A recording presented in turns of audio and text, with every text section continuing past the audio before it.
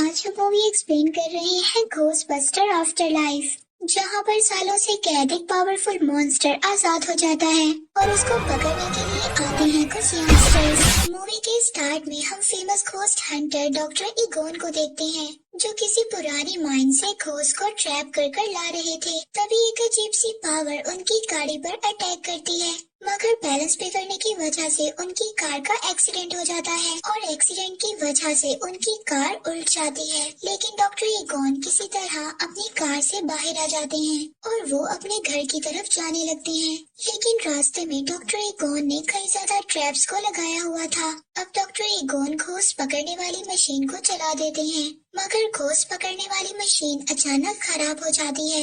लेकिन डॉक्टर इगोन के पास एक और मशीन मौजूद होती है। वो मशीन आसपास भूतों की मौजूदगी के बारे में बताती थी। तभी वहाँ पर धुएं में से एक अजीब सा घोस्ट सामने आता है और वो घोस्ट पावर डॉक्टर इगोन को मारकर दोबारा माइंस में चली जाती है। इसके बाद सीन शिफ्ट होता है शिकागो की तरफ, जहाँ पर हम डॉक्टर इगोन की बेटी कैली को देखते हैं, जो अपने दो बच्चों ट्रेवर और फीबी के साथ रहती थी। तभी दरवाजे पर मकान मालिक आता है और वो कैली से घर का रेंट मांगता है। कैली उस मकान मालिक को कहती है कि कुछ दिन पहले ही उसके फादर की डेथ हुई है और उनके माली हालात बहुत ज्यादा खराब हैं। लेकिन मालिक मकान कैली की एक बात को भी नहीं सुनता और वो उन लोगों को घर से निकल जाने का कहता है। इसके बाद कैली अपने दोनों बच्चों को लेकर अपने फादर के घर चली जाती है, जहाँ पर प्रेजेंट ही में उसके फादर की डेथ हुई थी। कैली अब ये सब अपने बच्चों को बताती है। फीबी और ट्रेवर घर के इर्द गिर्द अजीब चीजों को देखकर काफी ज्यादा हैरान होती हैं। कैली अब उस घर के दरवाजे पर पहुंचती है, लेकिन कैली के पास कीज नहीं थी। अब कैली फीबी को दरवाजा खोलने के लिए कहती है। फीबी इन सब कामों में बहुत ज्यादा माहिर थी। फीबी आसानी से दरवाजा खोल लेती है। अब वो तीनों घर के अंदर आ जाते हैं। वो तीनों घर की चीजों को देख ही रहे होते हैं, तभी घर हिलने लगता है और वहाँ पर एक अर्थक्वेक आ जाता है। तभी वो तीनों एक टेबल के नीचे जाकर छुप जाते हैं। कैली अपने बच्चों से कहती है कि अब उन्हें इन अजीब चीजों के साथ रहने की आदत डालनी होगी, क्योंकि उन लोगों के पास अब कोई दूसरा घर नहीं है। तभी फीबी चेयर के नीचे देखती है कि वही घोस्ट का पता लगाने वाली मशीन थी।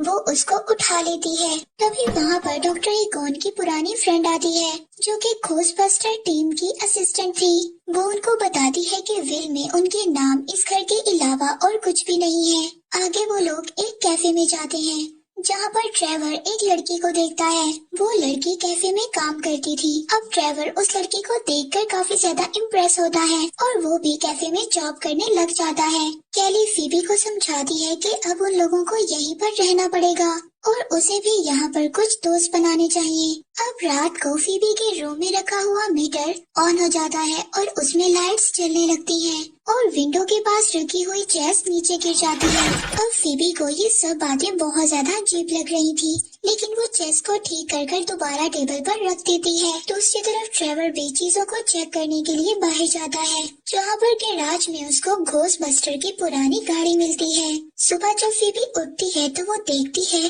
कि चेस की गोटी एक खुद ब खुद आगे आई हुई थी। अब फीबी को इस बात का एहसास होता है कि उनके अलावा इस घर में और भी कोई मौजूद है। फीबी चेस में अपनी चाल चल कर वहाँ से चली जाती है। इसके बाद हम फीबी को स्कूल जाते हुए देखते हैं। स्कूल पहुंचकर कैली उसके टीचर से मिलती है और उसके टीचर को फीबी का ध्यान रखने के लिए कहती है। फिर कैली कुछ पेंटिंग का सामान लेने के लिए मार्केट जाती है। मार्केट का ऑनर कैली को उसके फादर के बारे में कुछ बताता है। ऑनर कैली को बताता है कि उसके फादर बहुत ज्यादा अजीब थे। वो अपने फार्म हाउस पर कुछ न कुछ एक्सपेरिमेंट करते रहते थे। उधर दूसरी तरफ फीबी की फ्रेंडशिप एक लड़के से होती है, जिसको सुपरनैचुरल चीजों को रिकॉर्ड करने का बहुत शौक था। तभी वहाँ पर एक बार फिर अर्थक्वेक आता है, लेकिन फीबी देखती है कि वहाँ पर किसी को भी कोई असर नहीं होता। फीबी के टीचर उसको बताते हैं कि ऐसे अर्थक्वेक यहाँ पर आते रहते हैं और वो भी इन पर काफी ज्यादा रिसर्च कर रहे हैं। स्कूल के बाद फीबी का फ्रेंड उसको एक जगह पर जाने के लिए कहता है। फीबी का फ्रेंड उसको बताता है कि वो जगह बहुत ही ज्यादा अमेजिंग है। फीबी का दोस्त उसको पुरानी माइंस में लेकर आ जाता है। वो फीबी को बताता है कि पहले यहाँ पर बहुत से लोग काम करते थे और फिर आहिस्ता आहिस्ता वो लोग गायब होना शुरू हो गए। इसके बाद फीबी घर आ जाती है वो खड़ा कर देखती है कि चेस खुद ब खुद चल रही है और ये बात वो समझ आती है कि यहाँ पर कुछ ना कुछ गलत है। और तभी वहाँ पर रखा हुआ मीटर ऑन हो जाता है और उसमें लाइट्स जलने लगती हैं। वो मीटर फीबी को उसके ग्रैंडपा की चेयर तक ले आता है। फीबी उस मीटर को फॉलो करते हुए एक जगह पर पहुँचती है। उसको वहाँ पर एक अंडरग्राउंड दरवाजा मिलता है। हम देखते हैं कि फीबी अगले दिन डॉक्टर ईगॉन की ट्रैप मशीन को स्कूल ले जाती है। फीबी के टीचर उसको देखकर बताते हैं कि ये असली खोज ट्रैप मशीन है और इन सब के बारे में उसके टीचर फीबी से पूछते हैं। फीबी अपने टीचर को बताती है कि ये सब चीजें उनके ग्रैंडपा की हैं। फीबी के टीचर उनको एक वीडियो दिखाते हैं और बताते हैं कि आज से 20 साल पहले खोज बस्टर की एक टीम हुआ करती थी और ये मशीन उन्हीं खोज बस्टर्स की है। फीबी को यहाँ पर पता चलता है कि उसके ग्रैंडपा एक खोज बस्टर थे। अब वो लोग उस मशीन को खोलने की कोशिश करते हैं और तभी वो मशीन खुल जाती है और उसमें से एक बहुत बड़ा घोस्ट सामने आ जाता है और वो घोस्ट निकलकर उसे माइन में चला जाता है। इसके बाद फीबी के टीचर पुरानी चीजों पर रिसर्च करने के लिए फीबी के साथ उसके घर आ जाते हैं। वहाँ पर फीबी के फ्रेंड को एक विसल मिलती है तो उनके टीचर उनको बताते हैं कि ये एक डेथ विसल है जिसे बचाकर बुरे घोस्ट को वापस भेजा जाता है। वो डॉक्टर ईगॉन की बुक में उसी घोस्ट को भी देखते हैं जो ट्रैप से निकला था। आगे हम ट्रेवर और उसी वेटर लड़की को देखते हैं जो सब अपने फ्रेंड्स के साथ घूमने माइंस में जा रहे थे और जब वहाँ पर वो लोग पहुँच जाते हैं तो कुछ घोस्ट वहाँ पर उन पर अटैक कर देते हैं जिससे वहाँ पर जमीन काफी ज्यादा हिलने लगती है और वो सब लोग डर कर वहाँ से भाग जाते हैं। दूसरी तरफ फीबी मीटर को फॉलो करते हुए डॉक्टर ईगॉन की लैब तक पहुँच जाती है। वहाँ पर फीबी डॉक्टर ईगॉन की और भी मशीनों को देखती है और फीबी उन मशीनों को समझने लगती है क्योंकि फीबी इन सब चीजों में बहुत ज्यादा माहिर थी।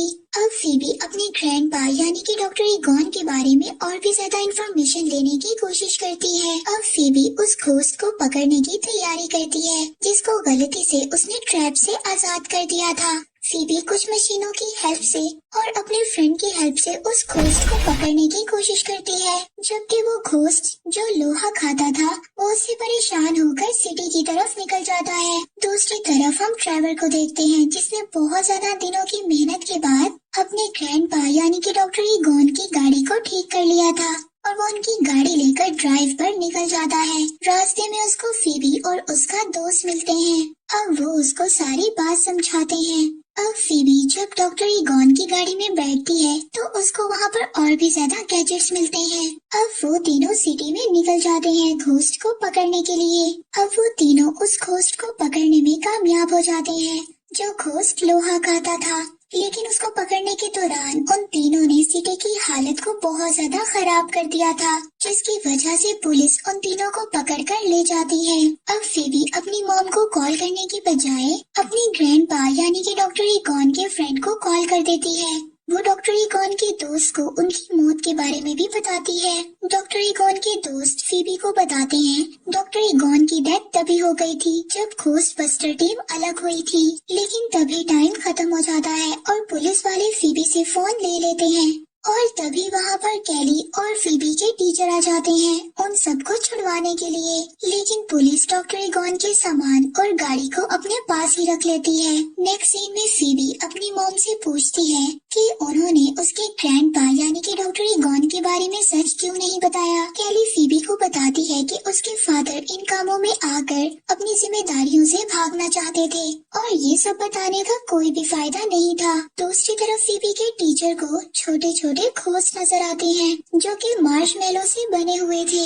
तभी वहाँ पर वो एक बहुत बड़ा मॉन्स्टर भी देखता है जो घोस्ट उन लोगों ने ट्रैप मशीन से आजाद कर दिया था। फीबी के टीचर उस घोस्ट मॉन्स्टर से भागने की बहुत ज्यादा कोशिश करते हैं लेकिन वो मॉन्स्टर उनकी गाड़ी के ऊपर आ जाता है। नेक्स्ट सीन में हम देखते हैं कि फीबी, ट्रेवर और उनके फ्रेंड्स माइन जाने का फैसला करते हैं। वो वहाँ जाकर इंफॉर्मेशन इकट्ठा करने लगते हैं। तभी वहाँ पर उनको एक ताबूत में एक बूढ़े आदमी की डेड बॉडी दिखाई देती है। तभी वो देखते हैं कि उस शर्डर माइंस की दीवारों पर कोई न कोई तारीख लिखी हुई थी जिस दिन कोई न कोई तबाही आई थी। उन लोगों को दीवार पर करीब की तारीख भी नजर आती है यानी कि 2021 इस साल में भी कुछ होने वाला है। तभी हम देखते हैं कि वो बूढ़ा आदमी जो ताबूत में बंद था वो अचानक जिंदा हो जाता है, जिसे देखकर सभी बच्चे बहुत ज्यादा डर जाते हैं। अब फीबी इस बात को डिसाइड करती है। उसके ग्रैंडपा बिल्कुल ठीक थे। वो डिसाइड करती है कि वो ये सारी बात अपनी मॉम को बताएगी। दूसरी तरफ कैली उस मीटर को फॉलो करते हुए अपने फादर के लैब तक पहुंच जाती है,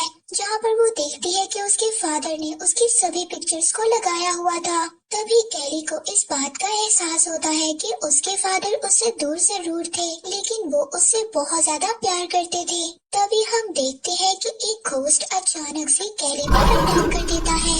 ये वही घोस्ट मॉन्स्टर था जिसने डॉक्टर ईगोन को भी मारा था। अब उस घोस्ट ने कैली पर कंट्रोल कर लिया था। बच्चे जब घर आते हैं तो कैली की हालत देखकर बहुत ज्यादा डर जाते हैं। और दूसरी तरफ सिटी दोबारा से हिलने लगता है, क्योंकि फीबी के टीचर पर भी घोस्ट ने कंट्रोल कर लिया था।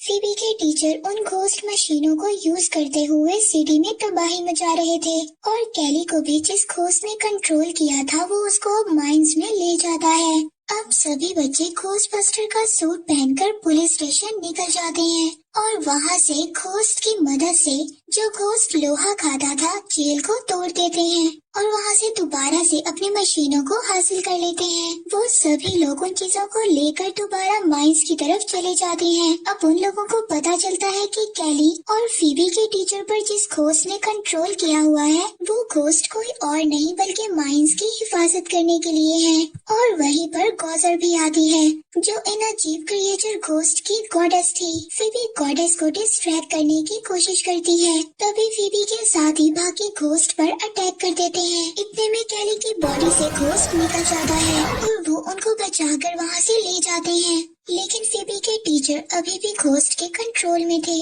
अब फीबी के टीचर और गॉडेस उनका पीछा करते हुए उनके घर तक आ जाते हैं। अब फीबी की मशीन घोस्ट और गॉडेस के आगे हारने लगती है।